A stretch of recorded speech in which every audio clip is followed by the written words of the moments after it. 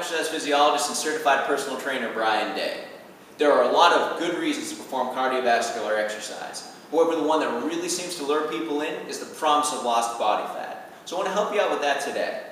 When you go to perform your cardiovascular exercise on a piece of equipment, you might see a chart on there, and it'll show you the different levels of intensity that you could select. You'll see a cardiovascular zone, and you'll also see something called the fat burning zone. And the reason I'm mentioning this is that I find those charts very misleading.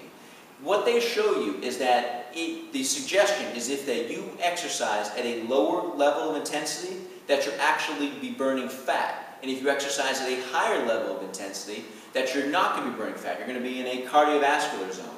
This simply isn't the case. The myth comes from the fact that if you exercise at a lower intensity, a higher percentage of the calories you burn will come from body fat. However, body fat loss is a matter of calories burned.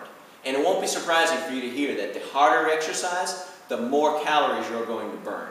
And so long as you're not grossly overdoing it, you'll actually be burning a lot more body fat as well when you exercise in the cardiovascular zone than you would if you're in what they call the fat burning zone. To add further insult to injury, the truth is that when you exercise at a higher level of intensity, you do get more percentage of your calories will come from carbohydrates. Now that demand actually is a very useful thing. As you deplete your carbohydrate stores in your body, when you go on to have your next meal, maybe it's your post-workout meal, or maybe it's even just your dinner, maybe you're having a baked potato, the carbohydrates you consume, instead of being converted to body fat, because there is now a demand for carbohydrate, are going to be used for carbohydrate use. They're going to be used for glycogen storage and not converted over to body fat.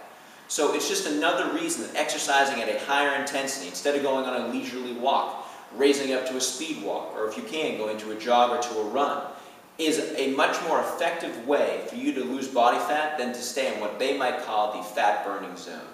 Now, anytime you have questions about fitness or nutrition, please feel free to reach out to me at fitnessbyday.com. Thank you so much.